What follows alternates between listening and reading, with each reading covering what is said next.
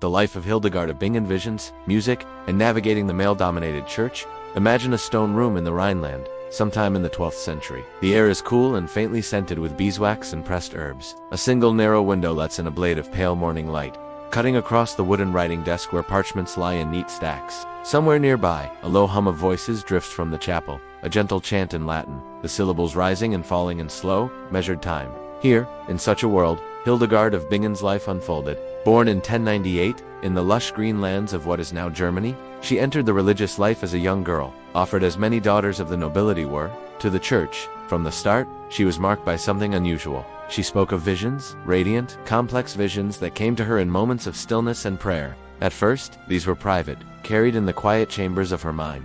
But over time, they would define her life and legacy. Her days followed the same strict monastic schedule you've already come to know from our earlier journey into monastery life. The bells, the prayers, the carefully allotted hours for work, study, and rest. Yet within this rigid framework, Hildegard found her own rhythm, one shaped by creativity and a constant dialogue between the earthly and the divine. She composed music, weaving melodies that floated above the drone of monastic chant, luminous and otherworldly. You might picture her at a wooden table in the scriptorium, quill in hand, drafting her great theological works.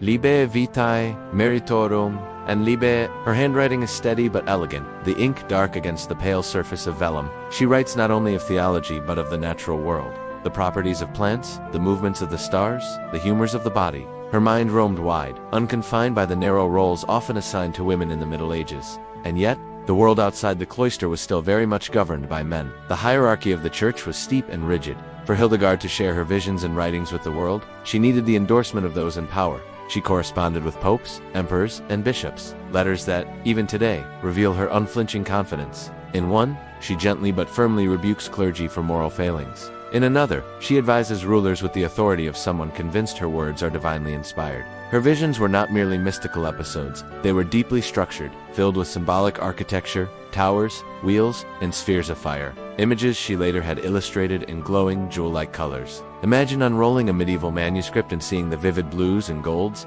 each brushstroke illuminated by the flicker of a candle. In the evenings, after the last prayer had faded into silence, she may have walked in the cloister garden.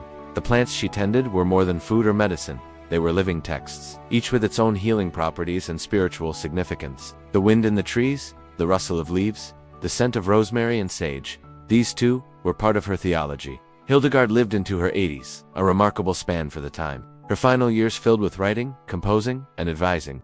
She left behind a body of work so varied: theology, music, natural science, poetry, that it defies any single label.